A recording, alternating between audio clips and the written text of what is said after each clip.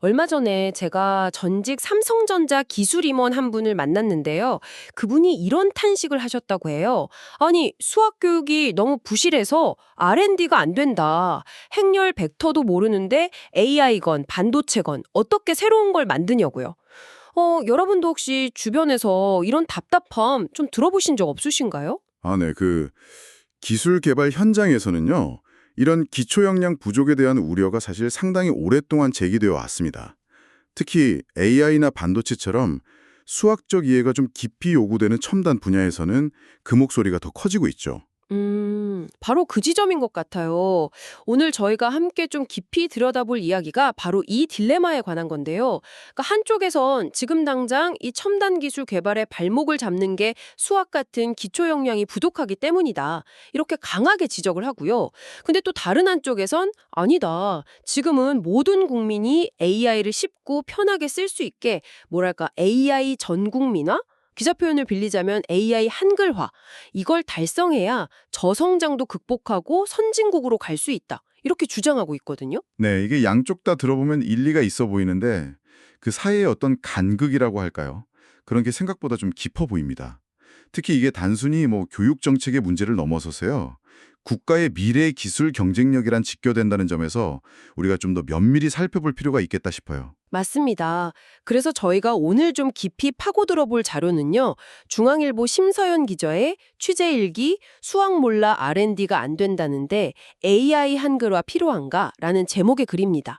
이 기사가 현장의 그 절실한 목소리하고 정부 정책 방향 사이의 어떤 긴장감을 아주 날카롭게 포착하고 있어서요. 오늘 저희 논의에 아주 좋은 재료가 될 것 같습니다. 네, 그렇죠. 이 기사를 통해서 기술 혁신이라든지 미래 인재 양성이라는 좀 큰 그림 안에서요. 기초 학문의 토대를 다지는 것, 그리고 또 최신 기술 트렌드를 빠르게 확산시키는 것. 이 두 가지 접근법 사이에 어떤 논쟁점들이 있는지 하나하나 짚어보면서 무엇이 좀 더 근본적인 해법에 가까울지, 그리고 이 논의가 지금 여기 계신 여러분께는 또 어떤 의미를 가질지 함께 탐색해보면 좋겠습니다. 좋습니다.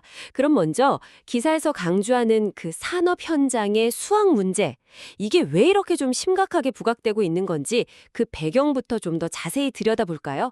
아까 그 삼성전자 임원분 말씀처럼 이게 그냥 엄살은 아니라는 거죠. 그렇습니다. 단순히 추상적인 우려가 아니고요. 실제 연구개발 과정에서 아주 구체적인 어려움으로 나타나고 있다는 점이 중요합니다. 기사에서 아주 시의적절한 사례로 중국의 AI 스타트업이 개발한 딥시크라는 언어 모델을 들고 있는데요. 이 사례가 왜 수학적 이해가 중요한지를 아주 극명하게 보여주죠. 아, 딥시크. 저도 들어봤어요.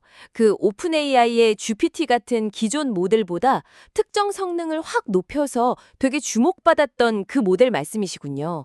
기사에서는 서울대 공대 교수님 말을 인용해서 이걸 그냥 딱 수학의 심이다. 이렇게 단언하던데 구체적으로 어떤 수학적 통찰이 있었던 건가요? 네, 딥시크의 핵심 아이디어가요. AI 추론 연산 방식이 있었습니다.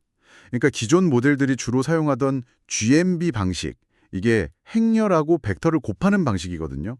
근데 이걸 GMM 방식, 그러니까 행렬과 행렬을 곱하는 방식으로 연산 구조를 바꾼 겁니다. 이게 왜 중요하냐면 비유를 들자면요.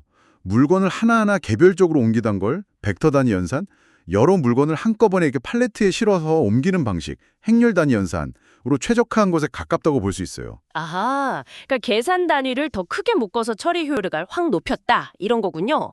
와, 이건 단순히 코드를 잘 짜는 능력만으로는 좀 생각해내기 어려운 그 연산 구조 자체에 대한 어떤 수학적 이해가 꼭 필요한 혁신이었겠네요. 바로 그 점입니다. 이런 어떤 수학적 재치를 발휘해서 연산 효율을 높이는 동시에 또 데이터 값을 압축하면서도 정확도는 떨어뜨리지 않는 기술까지 구현해낸 거죠. 이 모든 과정의 바탕에는 기사에서도 지적하듯이 이산수학이나 선형대수 같은 고등수학, 특히 그 행렬 연산에 대한 깊고 본질적인 이해가 깔려 있었다. 이런 분석입니다. 그래서 아까 말씀하신 서울대 교수님이 수학의 힘이라고 강조하신 이유죠. 와, 정말 그 수학적 통찰 하나가 어떻게 기술적인 도약을 만들어낼 수 있는지를 보여주는 굉장히 극적인 사례네요. 그냥 남들이 만들어 놓은 AI 도구를 잘 쓰는 거랑은 이건 완전히 차원이 다른 이야기 같아요. 근데 이런 혁신을 이끈 혁신 개발자가 베이징대에서 수학이랑 컴퓨터 과학을 복수 전공한 젊은 인재 러프리라는 점도 좀 의미심장하게 다가오는데요. 네, 그렇죠. 탄탄한 기초학문, 특히 수학적 기반이 있었기에 가능했던 혁신이다라는 점을 시사하는 거죠. 그런데 여기서 이제 한국의 상황을 돌아보면 좀 안타까운 지점이 드러납니다. 기사에 따르면 공교롭게도 2017학년도 대학 입학생들부터는 상당수가 고등학교 과정에서 행렬 같은 그 선형대수의 기초를 배우지 못했다는 거예요. 아, 그 학생들 학습 부담 줄여준다 뭐 이런 명목으로 일반고 교육과정에서 제외됐다고 하죠. 근데 그 결과가 어땠나요? 파장이 좀 있었나요? 예상보다 파장이 컸습니다. 대학 이공계 교수님들 사이에서는 아니 전공 수업 진행이 불가능하다 이런 아우성이 터져 나왔다고 해요. 왜냐하면 AI, 빅데이터, 컴퓨터 그래픽스 등등 이런 첨단 분야에 거의 뭐 기본 언어라고 할 수 있는 행렬, 벡터 개념이 없는 상태에서는 심화 내용을 가르칠 토대 자체가 없어진 셈이니까요. 비유하자면 기본적인 연장 다루는 법도 모르는데 복잡한 기계를 만들으라고 하는 격이었던 거죠. 와, 상황이 그 정도였다면 결국 정책 변화가 좀 불가피했겠군요. 네, 그래서 결국 11년 만에요. 올해 고등학교 1학년 학생들, 그러니까 2028학년도에 대학에 입학할 예정인 학생들부터 다시 행렬 같은 내용을 포함한 인공지능 기초나 또는 인공지능 수학 이런 과목을 통해서 배우게 된다고 합니다. 좀 뒤늦게나마 기초의 중요성을 다시 깨닫고 방향을 수정한 셈인데 그 과정에서 발생한 지난 10여 년간의 교육 공백은 또 어떻게 메워야 할지 이건 좀 숙제로 남은 상황이죠. 아, 잃어버린 10년이라고 할 수도 있겠네요, 정말. 이렇게 현장에서는 기초 역량 부족에 대한 위기감이 막 커지고 있는데 흥미롭게도 정부는 또 다른 방향의 해법을 제시하고 나섰어요. 바로 그 AI 전국민화 또는 AI 한글화 전략이죠. 맞습니다. 기사에 따르면요. 당시 경제부총리가 발표했던 새 정부 경제성장 전략의 주요 과제 중 하나로 이 AI 한글화가 포함됐었습니다. 그러니까 모든 국민이 AI를 마치 우리 한글처럼 쉽고 일상적으로 배우고 활용하게 만들어서 이걸로 저성장 국면도 돌파하고 생산성도 높이겠다. 이런 상당히 좀 야심찬 목표를 제시했죠. 구체적인 계획들도 좀 나왔잖아요. 뭐 초중고생들은 EBS 통해서 AI 강의 듣고 군 장병이나 대학생, 구직자들은 또 각자 상황에 맞는 AI 직무 교육 받고 언뜻 보기에는 굉장히 미래지향적이고 꼭 필요한 정책처럼 들리는데요. 네, 표면적으로는 그렇죠. 하지만 기사는 이 지점에서 상당히 좀 비판적인 시각을 드러냅니다. 이 계획들이 사실 이름만 AI로 바뀌었을 뿐이지 사실상 과거 정부에서 추진했던 여러 소프트웨어 SW 교육이나 디지털 리터러시 교육 정책들하고 본질적으로 크게 다르지 않다. 이런 지적이에요. 예를 들면 기존에 있던 SW 아카데미가 AI 아카데미로 그냥 간판만 바꿔단 건 아닌지, 뭐 기존 정책의 틀에다가 AI라는 최신 유행어만 그냥 더 씌운 거 아니냐, 이런 의문을 제기하는 거죠. 아, 여기서 중요한 질문이 제기됩니다. 기사 표현처럼요. 과연 이런 접근법이 지금 우리에게 정말 필요한 해법이 될 수 있을까? 단순히 AI라는 도구의 사용법을 널리 보급하는 것만으로 우리가 마주한 근본적인 문제, 예를 들어 아까 딥스쿨 사례에서 본 것 같은 그런 혁신 역량 부족 문제, 이런 걸 해결할 수 있을까 하는 의문이 드네요. 네, 기사는 소프트웨어 정책연구소 SPRI의 보고서를 인용하면서 그 효과에 대해서 조금 회의적인 시각을 보이고 있습니다. 이미 SW 분야에서는요, 초급 개발자의 과잉 공급 문제가 나타나고 있다는 분석이 나왔다는 점을 근거로 들고 있어요. 특히 팬데믹 기간 동안에 정부 지원으로 단기 개발자 양성 과정이 막 우후죽순 드러나면서 기본적인 코딩 능력이나 뭐 툴 활용 능력 이런 걸 갖춘 초급 인력은 많아졌는데 아, 그 지점이군요. 그런데 문제는 그렇게 양성된 초급 인력들이 이제 막 시장에 나오려고 하는데 갑자기 그들의 일자리를 위협하는 아주 강력한 경쟁자가 등장했다는 거잖아요. 바로 그 점입니다. 기사 표현을 빌리자면 바로 여기서 정말 흥미로운, 아니 어쩌면 섬뜩한 지점이 나타나는데요.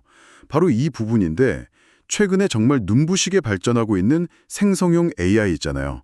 뭐 예를 들어 챗 GPT나 코파일럿 같은 이런 도구들의 코딩 능력이 바로 그 초급 개발자들이 주로 수행하던 업무 영역을 아주 빠르게 대체하기 시작했다는 겁니다. 기본적인 코드 생성이라든지 디버깅, 문서화 같은 작업들은 이제 AI가 훨씬 더 빠르고 어쩌면 더 정확하게 해낼 수 있는 수준에 이르렀죠. 와, 이건 정말 좀 충격적인데요. 정부 지원받아서 단기 교육받고 이제 막 IT 분야에 발 들여놓으려던 분들한테는 정말 청천벽력 같은 소식일 수도 있겠습니다. 진짜 쓰나미처럼 밀려온다는 비유가 과장이 아닌 것 같아요. 결국 이 상황을 종합해보면 좀 이런 그림이 그려지네요. 산업 현장에서는 수학 같은 기초가 부족해서 혁신이 안 된다, 이렇게 외치고 있는데 정부 정책은 모두에게 AI 사용법을 가르쳐주자, 이런 방향으로 가고 있고 또 그 와중에 AI 기술 자체는 오히려 그 AI 사용법만 배운 사람들의 입지를 위태롭게 만들고 있다. 이 세 가지 흐름 사이에 어떤 모순과 긴장감이 확 느껴집니다. 정확합니다. 바로 이 지점에서 기사가 던지는 근본적인 질문과 우리가 마주하게 되는 거죠. 과연 무엇이 더 중요한가? 기초 역량을 탄탄하게 다지는 것이 먼저인가? 아니면 최신 기술 트렌드를 빠르게 습득하고 활용하는 것이 먼저인가? 전 국민에게 AI라는 마법의 물약 같은 걸 뿌려서 단기적으로 성장 지표를 끌어올리려는 시도가 과연 지속 가능한 해법일까요? 아니면 시간이 좀 더 걸리더라도 기사의 표현처럼 한글을 한글답게, 수학을 수학답게 제대로 이해하고 구사할 수 있는 그런 기본적인 사고력과 문제 해결 능력을 키우는 것이 더 우선되어야 할까요? 여기서 시야를 조금만 더 넓혀서요, 글로벌 테크 리더들의 생각을 한번 살펴보는 것도 흥미롭습니다. 기사에서는 엔비디아의 젠슨 황 CEO하고 마이크로소프트의 사티아 나델라 CEO의 최근 발언을 인용하고 있는데요.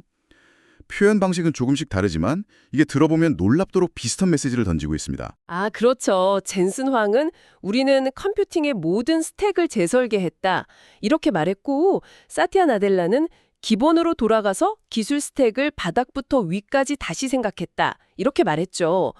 여기서 스택이라는 게 그 기술이 층층이 쌓여있는 구조 전체, 하드웨어부터 운영체제, 미들웨어, 애플리케이션까지 이르는 기술 생태계 전체를 의미하는 거죠. 이분들 발언은 어떤 의미로 해석해야 할까요? 네, 이분들 말은요, 진정한 혁신이나 어떤 경쟁 우위라는 것이 단순히 표면에 드러난 최신 기술이나 애플리케이션을 잘 활용하는 데서 나오는 게 아니라는 겁니다. 오히려 그 기술이 작동하는 근본적인 원리, 그러니까 그 스택 전체를 깊이 이해하고 그것을 새롭게 재구성하거나 최적화할 수 있는 능력, 거기서 비롯된다는 걸 강조하는 거죠. 기술 분야에서 흔히 말하는 기초 체력의 중요성을 역설하는 겁니다. 아까 저희가 살펴봤던 그 딥시크 사례, 즉 연산 방식 자체를 수학적 통찰로 바꾼 것이 바로 이런 스택에 대한 깊은 이해와 재설계 능력에 해당한다고 볼 수 있습니다. 아, 그렇군요. 그러니까 단순히 건물의 인테리어를 바꾸는 그런 수준이 아니라 건물의 골조나 기반 설계 자체를 혁신하는 것에 가깝다, 이런 의미군요. 그러려면 당연히 건축의 기본 원리에 대한 깊은 이해가 필수적이겠고요. 그렇습니다. 따라서 기사는 이러한 통찰을 단순히 개인이나 기업 차원을 넘어서 국가 차원의 전략에도 적용해야 한다, 이렇게 주장합니다. AI 전국민화 같은 구호 아래서 피상적인 AI 활용 교육에만 집중하기보다는 우리 국민들이 어릴 때부터 언어, 한글을 통해서 명확하게 소통하고 또 수학, 논리를 통해서 합리적으로 사고하는 이 가장 기본적인 역량을 탄탄하게 갖출 수 있도록 교육 시스템의 근본을 다지는 것, 이것이 장기적으로 훨씬 더 강력한 국가 경쟁력의 원천이 될 것이다, 이런 지적입니다. 결국 뭔가 화려해 보이는 최신 기술의 물결 속에서 길을 잃지 않으려면 오히려 가장 기본적인 것으로 돌아가야 한다는 좀 역설적인 결론에 이르게 되는군요. 기초가 튼튼해야 그 위에 어떤 새로운 기술이 올라오던 흔들리지 않고 제대로 소화하고 응용할 수 있다는, 어찌 보면 너무나 당연하지만 우리가 종종 간과하기 쉬운 그런 원칙을 다시 한번 되새기게 됩니다. 네, 특히 기술 변화의 속도가 거의 기하급수적으로 빨라지고 있는 지금 같은 시대에는요, 그 변화의 파도에 휩쓸리지 않고 스스로 방향을 잡고 나아갈 수 있게 해주는 어떤 닷과 같은 역할이 바로 탄탄한 기분기에서 나올 것입니다. 단순한 기술 사용자가 아니라 기술의 창조자 혹은 최소한 기술을 좀 주체적으로 이해하고 활용하는 사람이 되기 위한 필수 조건이라고 할 수 있겠죠. 네, 오늘 저희는 첨단 AI 기술 혁신의 최전선에서는 수학 같은 기초 학문에 대한 깊이 있는 이해가 정말 얼마나 결정적인 역할을 하는지 중국 딥시크 사례를 통해서 아주 생생하게 확인했습니다.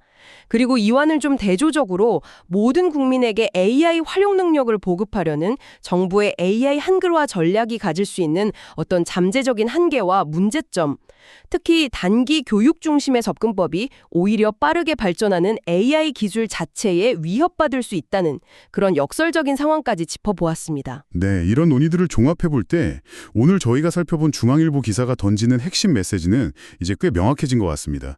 그것은 바로 피상적인 트렌드를 좇기보다는 근본으로 돌아가자는 외침, 이렇게 정리할 수 있겠습니다. 맞습니다. 진정한 기술 발전, 그리고 지속적인 국가 성장을 위해서는 반짝이는 최신 기술 트렌드를 빠르게 따라가는 노력도 물론 필요하겠죠. 하지만 그것만으로는 부족하다는 겁니다. 그보다 더 근본적으로 중요한 것은 한글을 한글답게, 수학을 수학답게 제대로 이해하고 자유자재로 구사할 수 있는 탄탄한 기본 역량, 즉 사고의 틀과 문제 해결 능력을 갖추는 것. 이것을 이 기사는 힘주어 강조하고 있습니다. 결국 기술의 뿌리가 되는 그 기초학문에 대한 깊이 있는 이해와 꾸준한 투자가 미래 경쟁력의 진정한 핵심 동력이라는 것을 다시 한번 일깨워주는 것 같아요. 네, 표면적인 기술 활용 능력보다는 그 이면에 있는 원리를 꿰뚫어 보고 뭔가 새로운 가치를 창출할 수 있는 그런 근본적인 이해와 사고력, 이게 점점 더 중요해지는 시대적 변화를 반영하는 메시지라고 생각합니다. 자, 그럼 이제 마지막으로 이 논의를 여러분 각자의 상황으로 한번 가져와 볼 시간입니다. 오늘 저희가 이야기 나눈 것처럼 AI는 점점 더 많은 기본적인 지적 노동, 예를 들면 간단한 코딩이나 정보 검색, 요약 같은 작업들을 자동화하고 있습니다. 이런 시대적 흐름 속에서 특정 기술, 가령 파이썬 코딩 능력이나 챗 GPT 활용 능력 같은 그런 구체적인 스킬을 넘어서서요. 앞으로 여러분이 이 급변하는 미래 사회와 경제 환경 속에서 성공적으로 살아가고 또 기여하기 위해 가장 중요하게 갈고 닦아야 할 근본적인 능력, 여러분만의 기초 체력은 과연 무엇이라고 생각하시나요? 이 기사에서 강조했던 것처럼 복잡한 현상 속에서 어떤 패턴을 읽어내고 논리적으로 추론하는 그런 깊이 있는 수학적 사고력일까요? 아니면 쏟아지는 정보의 홍수 속에서 진짜와 가짜를 구별하고 핵심을 꿰뚫어보는 비판적 사고 능력일까요? 혹은 기존의 틀을 깨고 새로운 아이디어를 떠올리고 또 실현하는 창의성일까요? 그것도 아니라면 어떤 변화가 닥쳐오던 끊임없이 배우고 적응하면서 스스로를 발전시켜 나가는 그런 유연성과 학습 능력일까요? 아마 정답은 딱 한 가지가 아닐 겁니다. 그리고 사람마다 또 처한 상황마다 그 답은 다를 수 있겠죠. 하지만 오늘 저희가 함께 나눈 이야기들을 실마리 삼아서 다가올 미래에 나에게 정말 필요한 흔들리지 않는 나만의 능력은 과연 무엇일지, 그리고 그것을 어떻게 키워나갈 수 있을지 한번 깊이 고민해 보시는 시간을 가져보시면 좋겠습니다. 그 고민의 과정 자체가 여러분을 더 단단하게 만들어줄 아주 의미 있는 여정이 될 것이라고 믿습니다.